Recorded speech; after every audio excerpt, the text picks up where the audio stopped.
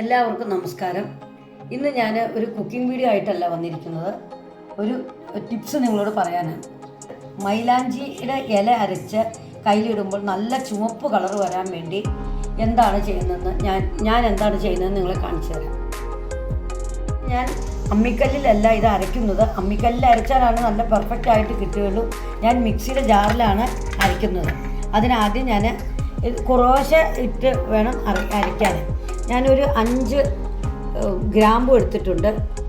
ആ ഗ്രാമ്പു ഇതിനകത്തിടും. പിന്നെ അത് 1 സ്പൂണ് പഞ്ചസാര ഇടും.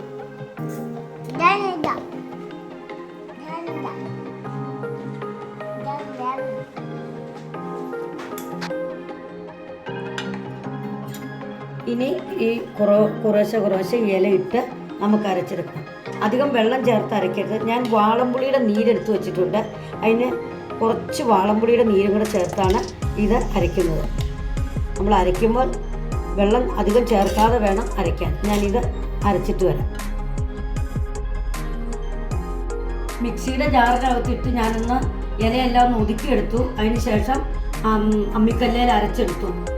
അമ്മിക്കല്ലിൽ അരച്ചെടുത്തുകൊണ്ടാണ്, വെള്ളമില്ലാതെ അരച്ചെടുത്തുകൊണ്ടാണ് ഇങ്ങനെ ഉരുട്ടിയെടുക്കാൻ സാധിച്ചത്. ഇനി ഞാൻ എൻ്റെ കയ്യിലിട്ടതിന് ശേഷം പിന്നീട് കാണിക്കാം. കുറഞ്ഞത് ഒരു 3 മണിക്കൂറെങ്കിലും ഇത് കയ്യിലിടണം.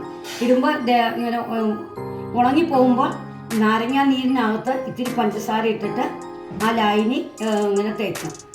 അതാണ് ഒരു ടിപ്സ്.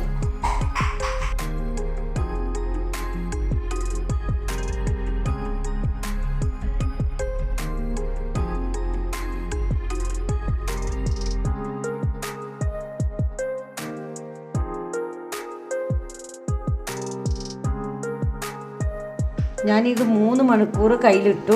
നന്നായിട്ട് ചുമന്നിട്ടുണ്ട്. നിങ്ങൾ ഇതുപോലെ ഒന്ന് ട്രൈ ചെയ്ത് നോക്കൂ.